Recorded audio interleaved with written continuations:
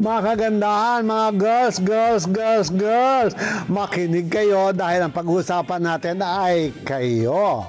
Aba, teka muna, mag-like muna kayo, mag-share at mag-subscribe dito sa Mother's Point of View dahil ang pag-uusapan natin kung paano kayong gaganda panlalo sa pamamagitan ng ano nga ba ang usong latest haircut. I have been dealing with women for so many years of my life. And as always, isa lagi ang tinatanong nila. Gusto ko maging bata like 10 years ago. Kahit naman po sino, iyan ang hinahangad. May kasabihan kami sa hairdressing profession that when you add your age, you subtract your hair. Meaning, pag kayo ay lumagpas na sa 45 anyos, hindi na po kayo dapat nagpapahaba ng buhok. Dapat ang buhok ay paigsi na ng paigsi. From shoulder, akit dito. And the best haircut are, number 1 is bob. Ang bob cut ay napakadaling i-maintain, napakaganda. Pagdating-dating na ng edad na another 5 more years, meron tayong tinatawag na 45-degree layering of bob.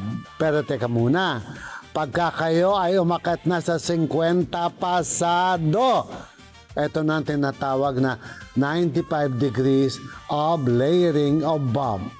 Bakit natin dito ginagawa? Tignan po natin pag-akyat nyo na ng 60 and above. Dapat po ay short hair na kayo. Fully layered, yung tinatawag natin round layering na maigsi na ang buhok nyo. Ito po ay ginagawa sa lahat ng kababaihan because women, when you reach a certain age, you will not have the liberty of so much time to take care of your hair. Blower kayo ng blower, ayos kayo ng ayos, dahil nga may edad na. So, the bob, the 45-degree layered bob, the 95-degree layered bob, and the short hair is well fitted for all women.